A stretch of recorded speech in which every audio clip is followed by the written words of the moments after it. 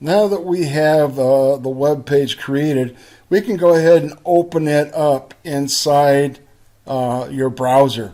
So what you want to do is go to File, Open File, and navigate to the directory that you've put your index and your style sheet in. So I've already done that. I've opened that up, and this is what you get right here.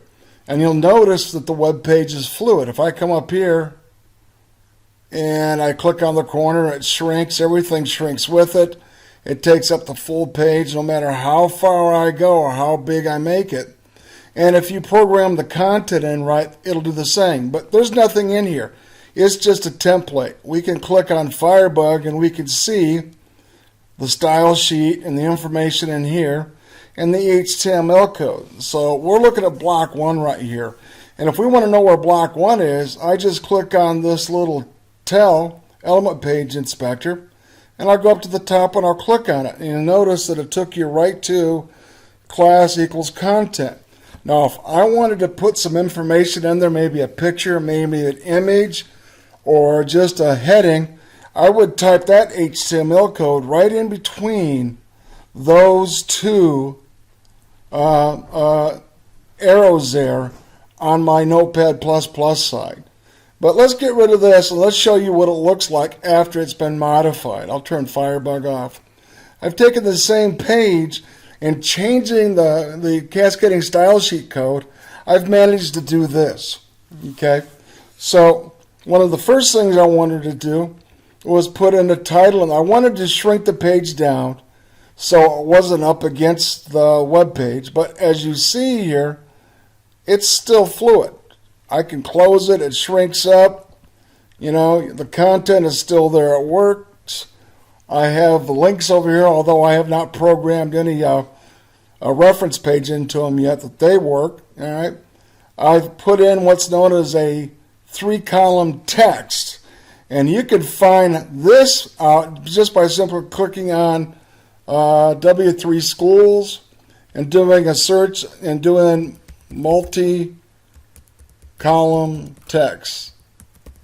And you do a search on it, and you'll see multi-column text right there, and it'll take you right to it. And I just simply copied the code from here on how to make that multicolored text. And it gave me the example and what I needed to do.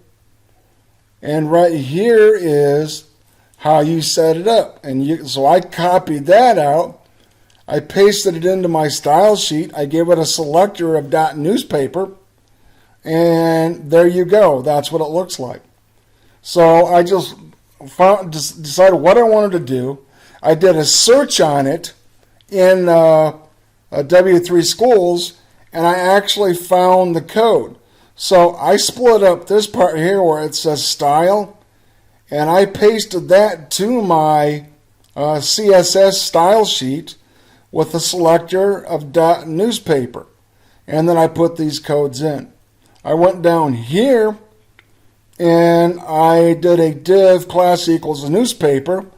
I typed in some Liam Insprum text, just some junk text, and of course here's your output over here.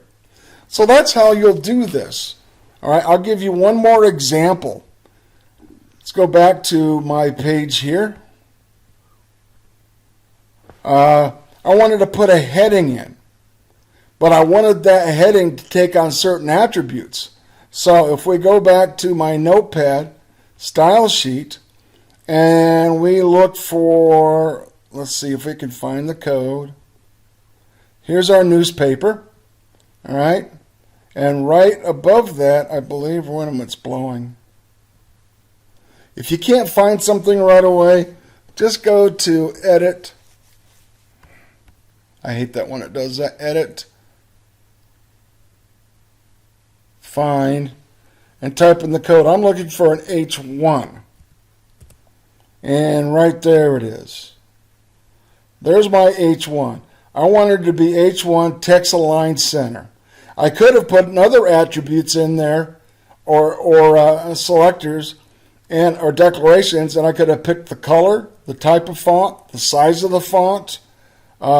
I could have put anything in there between these two curly brackets here. So that's how I put that in there. So this H1 is dictating that this H1 here, I've put it right in the content. I've put in my HTML code, and it has an H1, and the style sheet says this H1, when you come across it, will have text align center. You might have an H2 or an H3 depending on the size of your heading, and you can have different selectors for those different H codes with different selectors and their values. So that's how this works. I encourage you to take the example. I'm going to put my code up there so you can look at it and try to do this yourself. And I think if you put a little effort into it and ask a few questions, you'll have no trouble designing your first HTML web page with a style sheet.